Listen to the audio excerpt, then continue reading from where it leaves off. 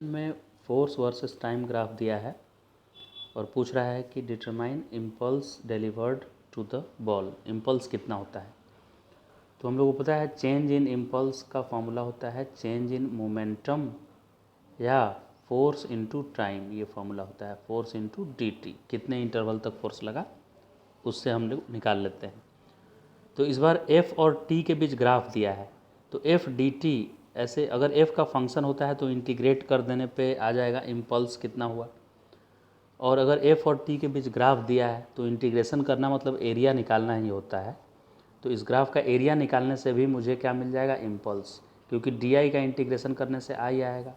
और इस साइड में फंक्शन दिया रहता तो इंटीग्रेट करते, लेकिन उन्होंने एफ टी के बीच ग्राफ दिया है तो इसका एरिया निकाल लेंगे।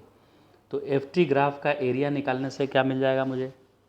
एफ टी ग्राफ का एरिया निकालने से इम्पल्स मिल जाएगा, राइट।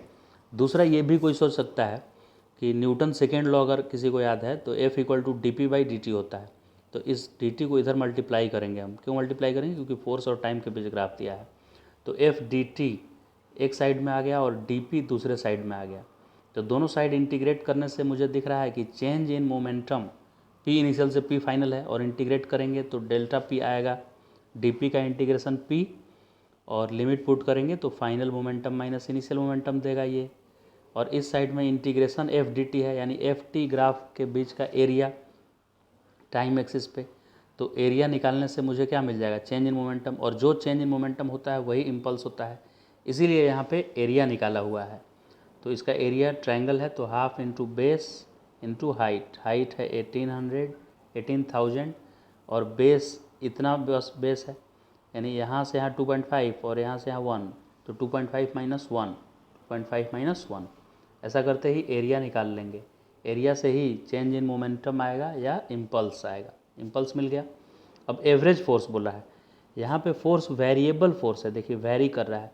जब टाइम का वैल्यू 1 सेकेंड है उस वक्त फोर्स 0 लग रहा है, फिर धीरे धीरे ये फोर्स बढ़ते बढ़ते 18,000 न्यूटन हुआ है, फिर कम हो रहा है। तो वेरिएबल फोर्स है ये। तो डायरेक्ट फोर्स का वैल्यू कांस्टेंट नहीं है, इसलिए एवरेज वैल्यू निकाला जा रहा है। तो फोर्स का एवरेज वैल्यू क्या होगा? तो इम्पल्स का फॉर्मूला होता था एफ फोर्स इनटू टाइम। ये फॉर्मूला कब लिखते हैं? जब फोर्स को कांस्टेंट कंसीडर करें।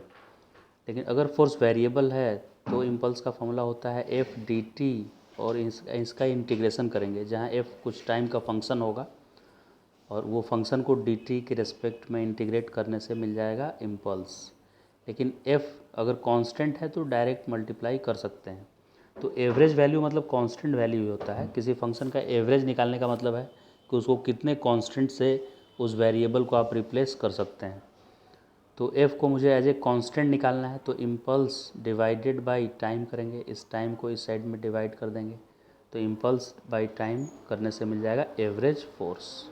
इम्पल्स पिछले पार्ट में क्वेश्चन का, तो एवरेज फोर्स का वैल्यू आया impulse divide by time. Impulse previous part में हम लोग निकाले थे 1.35 इंटू 10⁴। टाइम इंटरवल है 2.5 माइनस 1। तो इस तरह से एवरेज फोर्स आ गया 9000 न्यूटन। फोर्स निकालने का एक और मेथड है। किसी भी फंक्शन का एवरेज वैल्यू निकालने का फॉर्मूला होता है उस फंक्शन का इंटीग्रेशन करें। जैसे कि f का एवरेज निकालना है तो एफ डी टी का इंटीग्रेशन करेंगे न्यूमरेटर में, और डिनोमिनेटर में dt का इंटीग्रेशन। बेसिक मैथमेटिक्स में ये फॉर्मूला था। To find average value of a function we write this expression F D T integration by D T. अब एफ डी टी का इंटीग्रेशन का मतलब है इसका एरिया, जो कि प्रीवियस पार्ट में आया है 1.35 इंटू 10⁴ एरिया निकालने से। और डी टी का इंटीग्रेशन मतलब टोटल टाइम।